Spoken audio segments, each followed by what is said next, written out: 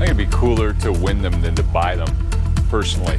Certainly cheaper. Much more A lot so, cheaper. right? It's more exciting as well. You'll appreciate it more if you have to spend the money. Yeah, we've got some exciting weather moving through. It's getting kind of windy, too. We do, yeah. Very active weather over the next couple of days. Yesterday, we got a break from the storms and ended up being a beautiful day and a very warm one in St. George with a high of 81, while most valleys were in the 60s and 70s. Salt Lake City, we hit 68. That put us about 5 degrees above normal for this time of year.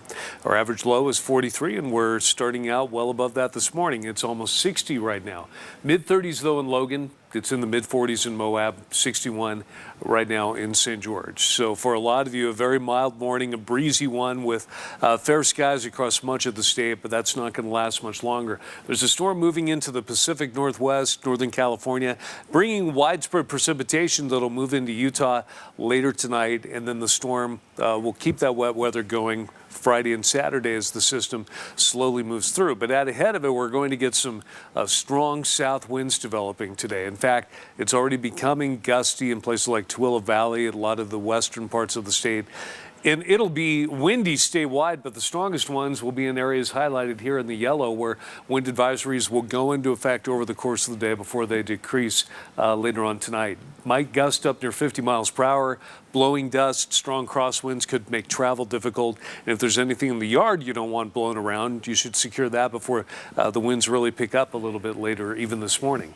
However, since it's out of the south, we're going to make it up to 75 in Salt Lake City, low 60s in Park City, low 80s in St. George. The problem is clouds increase during the afternoon, so it becomes gray, and could be looking very dusty out there as that dust does get kicked up. That's going to be an issue for a lot of you. Now, the winds decrease overnight, but the storm moves in tomorrow. Rain begins in the west, spreads east across the state. We'll get a chance of isolated thunderstorms and a big drop in temperature. In fact, low 60s in St. George tomorrow, then drying out and warming up over the weekend. And for northern Utah, we'll get valley rain, mountain snow, mainly above 7,500 feet tomorrow. Isolated thunderstorms and the temperature dropping into the mid-50s on Friday and Saturday, a good 20 degrees lower than what we're expecting this afternoon.